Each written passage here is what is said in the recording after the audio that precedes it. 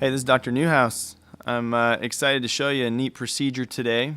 Today we're going to remove this great toenail and make it so that it does not grow back. As you can see, it's very thick and yellow and really not the most pleasant looking nail. Here we're going to inject the toe so that there's no pain associated with the procedure. Injecting the toe is the only part that hurts. We stick you twice, one on either side. There's nerves that run on the top and the bottom along the sides of the toe. So that will deaden the toe completely. I could actually remove the toe and this person would not feel it. It's that numb. It'll stay numb because of the medicine we use for a few hours. But the thing I want you to see here is look at that nail, and you can see it's abnormal. This patient has had numerous treatments for it. They've had nail procedures. They've taken medication. It just has not been effective. It's causing pain now because of the thickness. So we're going to permanently remove it. Here I'm going to free up the back of the nail where it's attached to the skin in the back. The nail grows from the base of the nail back in that area. Then we free it up on the bottom, and nails like this actually come off pretty easy. There's usually not a lot of bleeding, not a lot of care that you need after we get it off. You can see the nails just comes off pretty quick, and the debris that you have underneath it is just kind of dead nail, dry skin, some callus tissue. There's a nail bed underneath, and I scrape the nail bed, kind of clean up all this debris, which will help get it to heal in a way that should look pretty natural. There's a natural shape to the nail bed.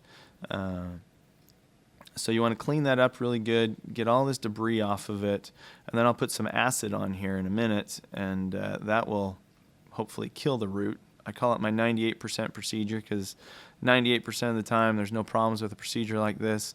The nail should not grow back. People do great with it. It eliminates the pain.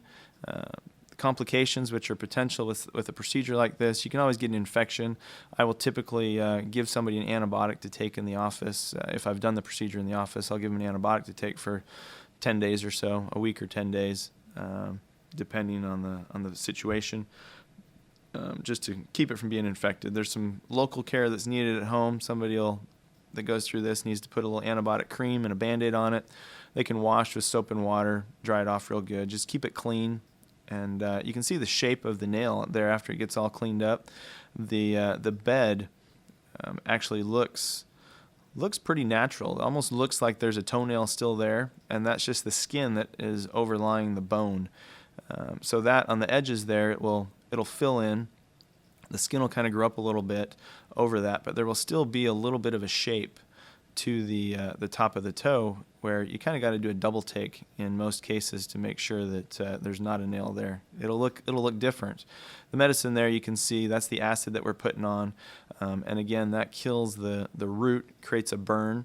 It will create some drainage. A procedure like this, and most people will cause drainage for a good 2 weeks or so. It'll be kind of that same color, kind of a darkish drainage, and that's just the dead tissue that's sloughing off from the burn that will destroy the root of the nail and keep it from growing back.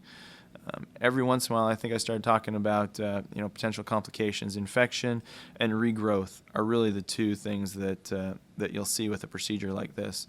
Every once in a while, somebody will have a piece of nail. Very rare that the entire nail will grow back, but a piece of the nail may grow back in the edges.